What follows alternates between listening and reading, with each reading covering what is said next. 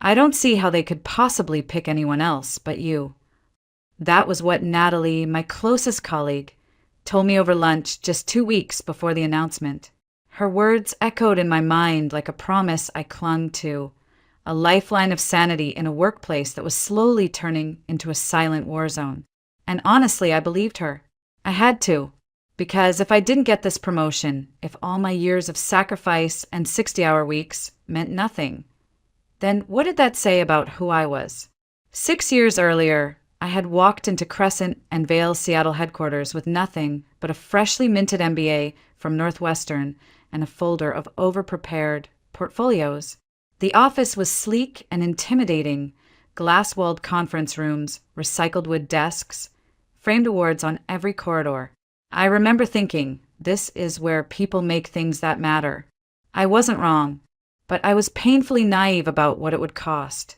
They started me off as a marketing coordinator, entry level. The pay was modest, the expectations towering. I didn't flinch. I came in early, stayed late, volunteered for every nightmare project others passed on. My first Christmas at Crescent, while the others flew home or escaped to ski cabins, I was in the office past midnight, fixing a broken product rollout for a skincare client. That campaign? It tripled their Q1 revenue. No one saw the hours. They only saw the numbers.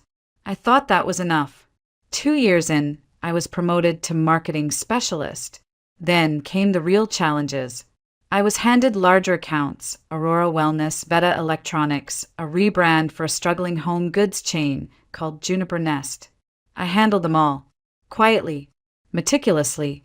My campaigns consistently outperformed expectations. I didn't just meet benchmarks, I buried them. There were quarters where my strategies were responsible for 60% of the department's new revenue. Still, I never bragged, never played politics. I believed, foolishly, that results would always speak louder than handshakes. I wasn't entirely alone in that belief. Gloria Parks, our senior marketing director at the time, saw what I was doing. She wasn't the warmest mentor, but she was sharp, razor sharp. She once told me over bitter office coffee, "Sabrina, there are 2 kinds of talent, the kind that makes noise and the kind that builds empires in silence. You're the second kind. Don't forget it." I never did. When Gloria announced her upcoming retirement, I felt a jolt of something between excitement and dread. The position she'd built, her legacy was opening. She pulled me aside the same day, her tone unusually soft. "I've already told Gerald your name needs to be at the top of the list. You're ready." Gerald Monroe, our department head, had always been cordial but distant with me. Still, if Gloria vouched for me, I felt my chances were solid. I started preparing that night. I poured myself into the application like it was a campaign. I built a sleek portfolio showcasing my most successful projects, complete with breakdowns of strategy, execution, and ROI impact. I took a crash course in leadership management. I rewrote my 5-year plan twice.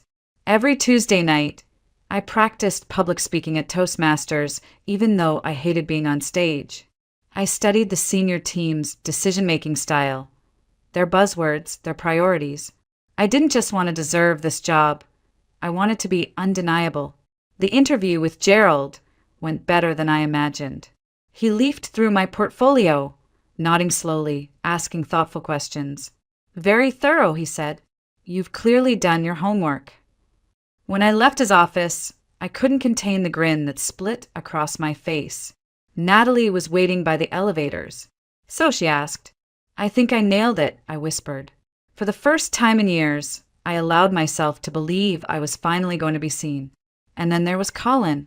Colin Pratt joined Crescent and Vale a year after me. He had a resume that raised eyebrows but didn't survive scrutiny. Son of a former ad exec, few measurable achievements, a tendency to deflect questions with jokes. While I was building marketing frameworks at 11 p.m., Colin was cracking beer jokes by the water cooler and bragging about his golf swing. His charm was undeniable. So was his laziness. He never finished things. He'd float half-formed ideas in meetings, then somehow end up on the email thread after I flesh them out. The worst part, he didn't even hide it. "You're so good at cleaning up my messes," he once told me, chuckling, as if it were a compliment. I told myself he wasn't competition. He didn't even know the names of half our clients, let alone understand their brand voice. When we were partnered for a regional sportswear campaign, I did 90% of the work while he coasted and then presented our joint strategy as if he'd written it in his sleep. I smiled. I let it go. I told myself, it doesn't matter who gets the applause as long as the work is solid. But I felt it, the slow creep of resentment and fear, because something had changed. Colin had started showing up early, unusual for a guy who once clocked in at 9:45 for an 8:30 shift. He joined meetings he used to skip. He asked me strange questions about my strategies. "Just trying to learn from the best," he'd say with that damn smirk. And Gerald, our stone-faced, unreadable boss, was suddenly patting him on the back after meetings. Literally. Still, I clung to my numbers, to my preparation, to Gloria's quiet nod of confidence. And yet, as the day of the announcement drew closer, that quiet knot in my stomach refused to loosen. I kept waking up at 3 a.m., sweaty, hearing Colin's laugh echo through my head like a warning bell. I didn't know it yet, but I was walking into a battle I hadn't even realized had begun. The morning of the announcement, I arrived at the office before sunrise. It was still dark outside, the city hushed beneath a blanket of fog, and I could see my own breath as I walked across the parking lot. I wore my navy blue suit, the one I saved for pitch meetings and high-stakes interviews, and had gone for a soft wave in my hair, something that said both confident and composed. I sat at my desk, eyes scanning the department's Q2 projections one last time, even though no one had asked for them. I just needed something to hold on to, something real. By 8:45 a.m., the conference room was full. Gerald stood at the front with Lillian Cross, our CEO, beside him, a surprise. Lillian rarely appeared at internal announcements. Her presence sent a ripple of speculation through the team. Maybe they were restructuring. Maybe someone from outside was joining. But deep down, I still believed the moment was mine. I sat near the front, across from Natalie, who gave me a reassuring smile. Colin arrived late, of course, wearing a new gray suit and carrying a coffee he didn't even bother to hide. He shot me a look, half amusement, half something unreadable, and took the last seat along the wall. "Good morning, everyone," Gerald began, his voice smooth, practiced. "As you know, today marks a turning point for our marketing team. After an incredible 14-year tenure, Gloria Parks has officially retired. Her contributions have shaped who we are. Her shoes are not just big, they're nearly impossible to fill." Polite applause followed. I clapped, too, forcing a smile. My heart was thudding in my chest, each beat louder than the last. Gerald continued. "We conducted an extensive review of both internal and external candidates. We looked for someone with vision, creativity, leadership, someone who embodies our culture. This was it. I straightened my posture, ready to stand when he said my name. "I'm delighted to announce," Gerald said, pausing for effect, "that our new senior marketing director will be Colin Pratt." For a second, I thought I had misheard him. The room burst into applause, but the sound was muffled like I was underwater. My field of vision narrowed until I could only see Gerald's face. His smile confirmed it. No mistake. Colin was already rising, straightening his tie like he'd practiced the move 100 times. He reached the front and shook Gerald's hand with a grip too strong, too eager. I couldn't move. My legs felt anchored to the floor. My lips curled into a smile, muscle memory taking over. But inside, something cracked. Something deep. Then Colin turned toward me. "I especially want to thank Sabrina Lee," he said into the microphone, and every pair of eyes in the room turned to me. "Your work ethic, your dedication, it's been an inspiration. I've learned so much from you." I stared at him, jaw clenched. The audacity. He had taken credit for my campaigns, my strategies, my nights and weekends and holidays, And now he stood there, thanking me, as if my efforts had merely groomed him for greatness. And no one in that room called it out. When the meeting ended, I barely heard the congratulations, the murmurs of surprise. Natalie gave me a hug and whispered, "This doesn't make sense." Dylan Shaw shook his head. "Everyone thought it was yours." I nodded, smiled, said thank you, said I was fine. I wasn't. The moment I could, I bolted for the restroom, locked myself in the last stall, and only then, only behind that cold metal door did the tears fall. Silent, hot, and unstoppable. My brain raced. Had I done something wrong? Had I misread every signal? What did Colin have that I didn't? Connections? Charisma? The right jokes? My 5-year strategic plan was praised in the interview. My campaigns had the highest ROI in the department. My client feedback was impeccable. What else could I have done? I didn't have answers.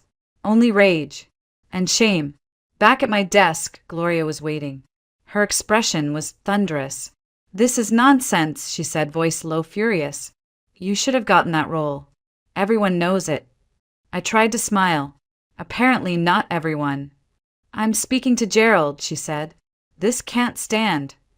"Please don't," I replied quickly. "I need to understand what happened first, but thank you. It means a lot that you believe in me." After she left, I sat frozen in my chair. My screen glowed with unread emails. I couldn't process anything. The world felt surreal. I had been working for this promotion for years. I had made sacrifices, skipped vacations, canceled birthdays, lost sleep, lost balance. I gave everything to this place, and it gave the title to the man who did the least.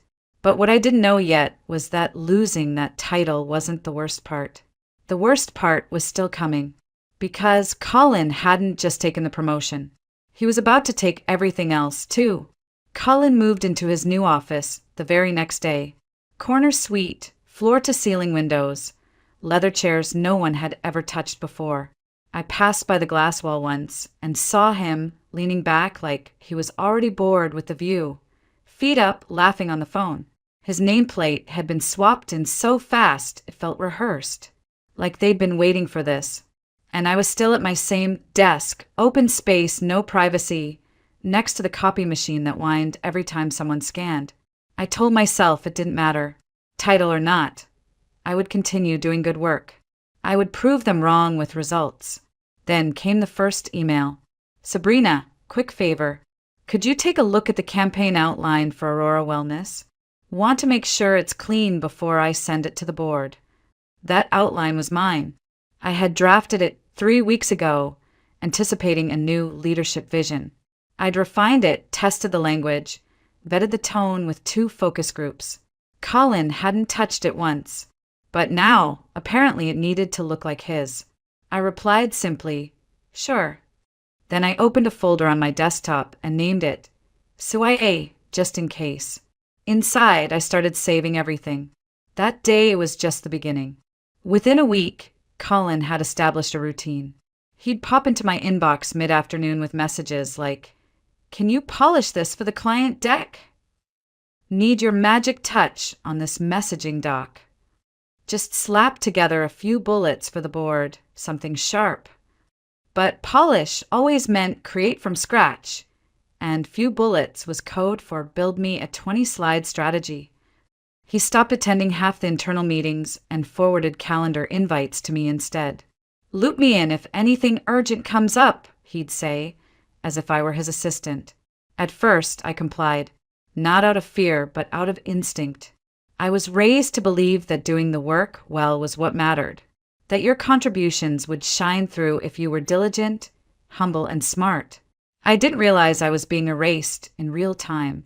Then came the Nutriderm campaign. It was a massive pitch, one of our highest value prospects. I'd done everything: market research, positioning, creative concepts, digital flow mapping. I even built the prototype user journey. The client was impressed with our initial proposal and scheduled a second round presentation. The night before the big day, Colin called me into his office. Just need to make sure we're aligned, he said, gesturing to the chair across from his. So we present a unified vision. I spent nearly 2 hours walking him through every slide, every data point, every rationale. At the end, he leaned back and said, "Wow, you really put in the work, Sabrina. Great job." Then, with zero irony, "But I'll take the lead tomorrow. You know optics." I didn't respond. I just nodded, left his office, and sat at my desk for 20 minutes, staring into nothing. The next morning, I sat silently in the back of the conference room as Colin presented my strategy like it was born from his head. He even told a story about a fake brainstorming session we never had, describing how the concept came to him while jogging.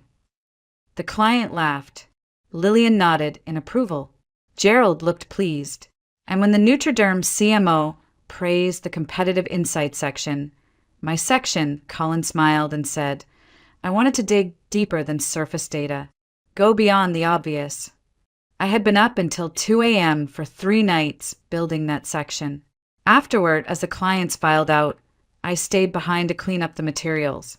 That's when I passed Gerald's office. His door was slightly ajar, and from inside I heard Colin say, "Sabrina's struggling, honestly.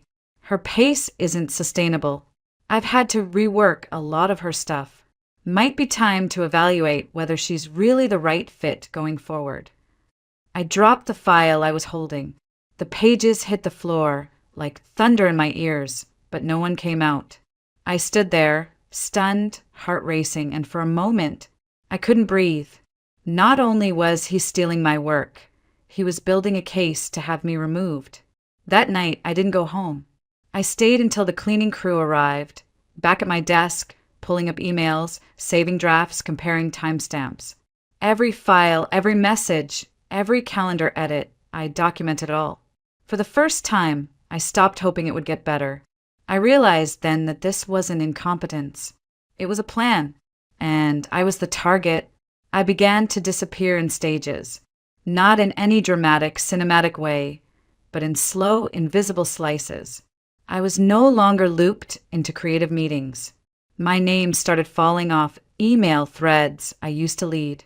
A memo about Q3 projections went out with my data, my slides, my formatting, but with Colin's name in the header. When I asked Gerald about it, he said, "We thought it'd be more streamlined coming from leadership." More streamlined, as if my existence complicated things. Colin, meanwhile, was flourishing, or at least that's what it looked like from the outside. He walked through the office like a king on tour, shaking hands, chuckling at inside jokes with executives, making comments like, "Sabrina is the execution genius. I just add the sparkle." People laughed. I didn't, because I was the one staying late to clean up his messes. I was the one redoing strategy decks after he tossed in last-minute edits that made no sense. He even started using a phrase that made my skin crawl. "Let's put Sabrina on it." Like I was a button he could press.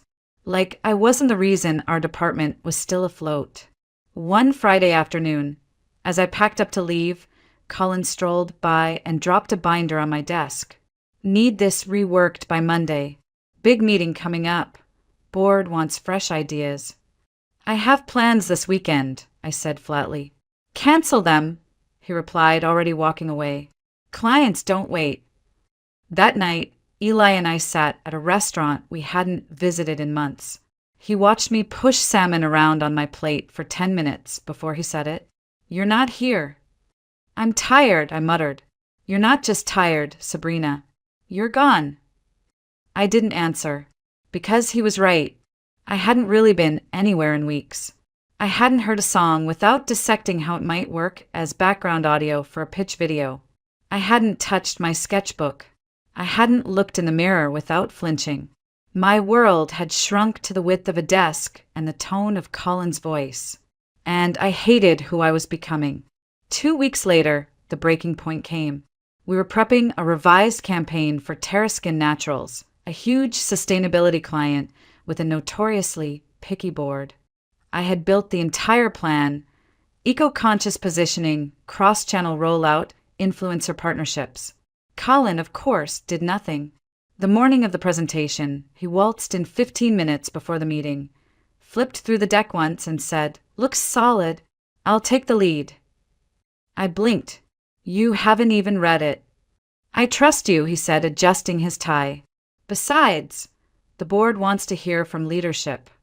I sat there, back pressed against the chair, watching as he walked into that room and once again claimed my voice as his own. He didn't even stumble. He knew the rhythm, knew how to ride the wave of someone else's labor. The clients loved it. Gerald clapped him on the back after, and I went to the break room and stood there staring into the fridge, gripping a plastic water bottle until my knuckles turned white. That's when I heard it. Colin, laughing, his voice low but clear through the half-open door to Gerald's office. "I've had to clean up a lot of her work lately. She's burning out. Not sure she's reliable long-term." The bottle dropped from my hand and bounced off the floor, the water splashing up my sleeve. I didn't care. I was frozen. That night, I walked through my apartment like a ghost. Eli had left a note on the counter. "Out with friends. Text me if you want to talk." I didn't text. I didn't eat.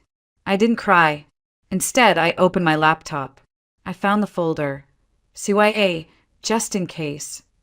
Then I opened a new document and typed 4 words at the top. Formal letter of resignation. But this wouldn't be a standard goodbye. This time, I was going to make sure every lie he told came back to bite him. And I wasn't going to whisper the truth. I was going to print it on the finest paper I could find. I spent the entire weekend crafting my resignation letter. Not just the kind you submit through HR, not the soft, diplomatic script that leaves doors open. This one had layers. The first page, professional, polished, courteous. It thanked Crescent and Vale for the opportunity, for the growth, for the lessons. It wished them continued success. But the attachment, that was a warhead. I titled it Supplementary Documentation Regarding Resignation. Inside were neatly categorized sections, email threads where Colin had assigned me tasks that mirrored his deliverables, screenshots showing him asking for feedback, only to present my exact wording to clients, time-stamped project files with my name in the metadata and his name on the final slides. I included side-by-side comparisons of strategy decks, his versus mine. They were identical, minus one thing, his initials in the footer. And then, buried near the end, was the clincher, a budget discrepancy. Weeks earlier, while reviewing the Terraskin campaign numbers, I'd found something odd. A $4,500 invoice for external creative consulting, billed to a firm Colin had casually mentioned was run by a friend. The work had never materialized. The deliverable was one vague infographic I'd created myself. I'd saved that too, along with the invoice and payment record. At the very bottom of the packet, I added one final paragraph. Copies of this documentation have been securely sent to Human Resources and the Board of Directors, as per Crescent and Vale's whistleblower policy. I am prepared to discuss these concerns further, if contacted. Otherwise, this letter will serve as both a formal resignation and a closing of all active obligations. I signed it, scanned it, printed it on heavy linen paper. Tuesday morning, I dressed like armor, black blouse, tailored blazer, hair pulled back so tightly it hurt. I walked into the building at exactly 9:55 a.m. and headed straight to Gerald's office.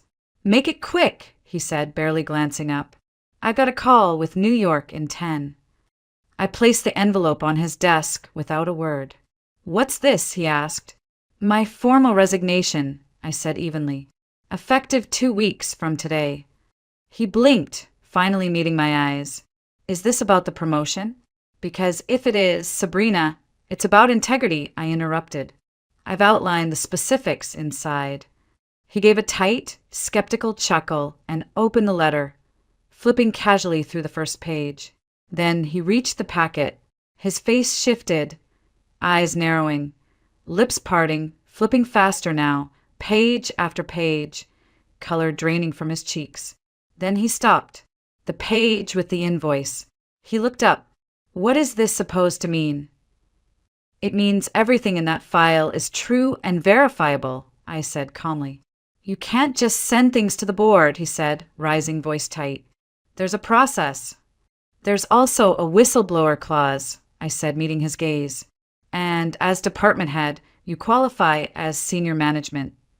He was silent for a long moment. Then he changed tactics, sat back down, voice smooth. Look, Sabrina, maybe we can fix this. Would you consider staying? A promotion, a pay bump, your own team? I shook my head. You don't understand. I'm not negotiating. I'm done. At least withdraw the board complaint, he pressed. Let us handle it internally. I smiled, but there was no warmth in it. They already have the file.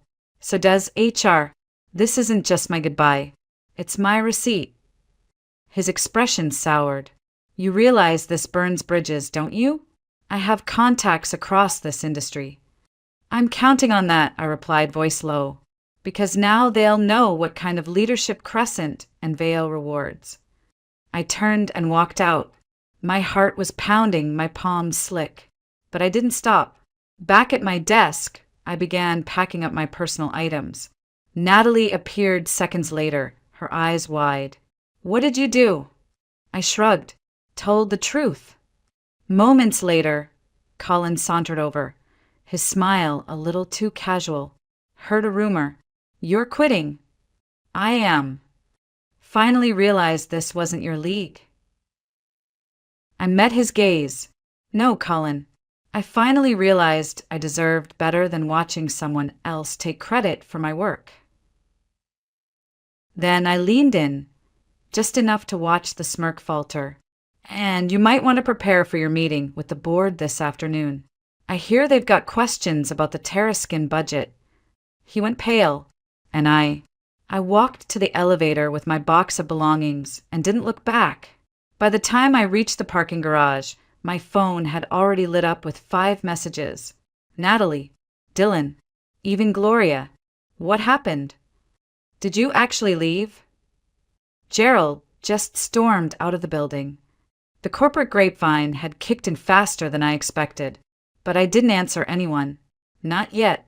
I sat in my car for a moment, staring at the steering wheel and let myself exhale. I had done it.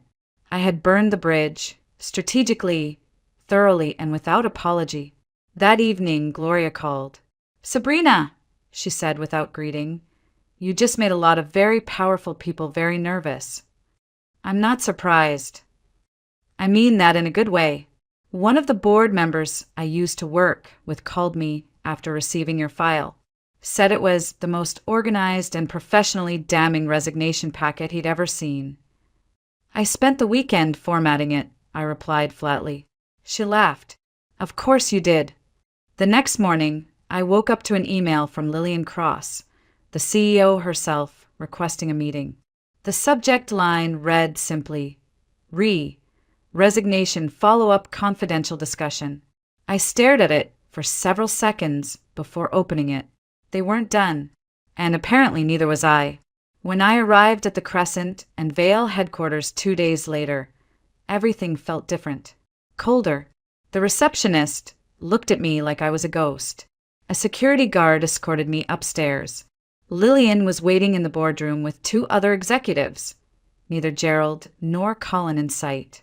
Thank you for coming, Lillian said, gesturing for me to sit. I remained standing. We've reviewed your documentation, she continued, and conducted internal interviews. What you exposed, it's not just troubling. It's systemic. Gerald has been removed as head of the department and reassigned to a compliance oversight role in Cleveland. Colin has been placed on indefinite probation pending a full ethics review. I blinked. I hadn't expected them to act that quickly, or that decisively. We want to make things right, she said. We're offering you the senior marketing director position, effective immediately, with a 35% salary increase and a permanent seat on the executive committee. I didn't respond right away. The room was silent. They waited. I let them, because something had shifted in me. A month ago, I would have said yes without hesitation. But now I had seen behind the curtain. I had felt the weight of being erased, of being sacrificed for politics, and I had clawed my way out with nothing but documentation and nerve. And in doing so, I had found something more powerful than any title: clarity. "I appreciate the offer," I said finally, "but I'm building something of my own now. Something where performance isn't dependent on proximity to power. I'm not coming back." Lillian's expression didn't change, but I saw the disappointment flicker in her eyes. "Is there anything we could offer that might change your mind?" I smiled. "No. My decision isn't about compensation. It's about integrity. And you can't give me that. I have to build it myself." I walked out of the boardroom and didn't stop moving until I was back in my car, keys in the ignition, hands steady. I didn't cry. I didn't shake. For the first time in years, I felt clean. In the weeks that followed, I worked from a small co-working space off Union Street. I filed the paperwork for Sabrina, Lee Collective, launched a one-page website, and took on my first client, an old contact from Notre Dame, who emailed me the day after the news broke. "I always knew you were the brains behind our strategy," she wrote. "When I heard you'd left, I knew exactly who I wanted to call." By month 3, I had 4 clients. By month 6, I had hired my first employee. Natalie, still a Crescent, sent me regular updates. Colin had faded into the background, barely attending meetings under constant watch. Gerald never returned to Seattle. And then one evening, just as I was locking up the office, my phone buzzed. A message from Dylan. "Jessica just got promoted to VP. Your resignation started something. Sabrina, you kicked the door open for the rest of us." I stared at the message, then looked out at the city beyond the glass. The lights, the motion, the possibilities. I had burned a bridge, but on the ashes I built a new road. And this time, I made sure I was the one drawing the map. It's been a year since I handed in that resignation letter. 12 months since I walked out of Crescent and Vale with nothing but a cardboard box, a folder of evidence, and the stubborn belief that I deserved better. And now, I sit at the corner desk of my own studio office, a small sunlit space with whitewashed brick walls, a coffee machine that actually works, and a view of the harbor that never fails to calm me. On the door, printed in clean serif type, is a simple name: Sabrina, Lee Collective. The word collective wasn't chosen by accident. I wanted something that didn't scream CEO or founder, something that reflected what I truly valued: collaboration, credit where it's due, shared vision. The kind of workplace I had always dreamed of but never quite found. We're a team of 6 now. Not big, not flashy, but solid. 3 full-timers, 2 part-time creatives, and an admin who used to be a client's intern and now runs circles around most agency coordinators I've ever met. We take on the projects we believe in. We say no when a client's values don't align. And we don't compete with each other. We build off one another. That alone feels revolutionary. Some days are still hard. I won't lie. There are moments where I second-guess a pitch, where I wonder if I should have taken the safety of that title when it was offered, when I remember the security of a biweekly paycheck. But then I open a proposal, see my team's names listed on the cover in equal font size, or hear a junior associate confidently present an idea I watched them nurture from scratch, and I know I made the right choice. About 4 months ago, I was invited to speak at the Pacific Northwest Brand Summit. It was surreal walking into that ballroom, not as someone's assistant, not as the woman behind the curtain, but as a keynote guest. I gave a talk called Invisible No More: Building a Career on Your Own Terms. The applause was nice, but what stayed with me were the people who lined up after. Young women in blazers too big for their frames, carrying laptops heavy with unpaid ideas. One of them asked me, "What's the most important thing to look for in a company?" I didn't even have to think. "Credibility," I said. "Not just theirs, yours. A place that recognizes what you bring and doesn't make you fight to prove it every day." Afterward, someone from Crescent and Vale passed me in the hallway. I recognized him. Colin's old assistant, now a strategy lead. He stopped, shook my hand. Your resignation, it changed everything over there. People started asking questions. HR finally has teeth. And the new head of marketing? She actually listens. Just thought you should know. I smiled, nodded, and moved on. Because that version of me, the one who stayed silent, who swallowed indignity for the sake of appearances, she's gone now. Eli and I are still together. Stronger, somehow. He once told me, watching you build this, it's like watching someone return to themselves. He was right.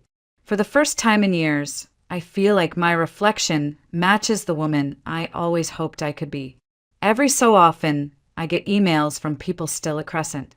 Quiet thank yous, updates on promotions, notes that say, "You leaving gave me permission to want more."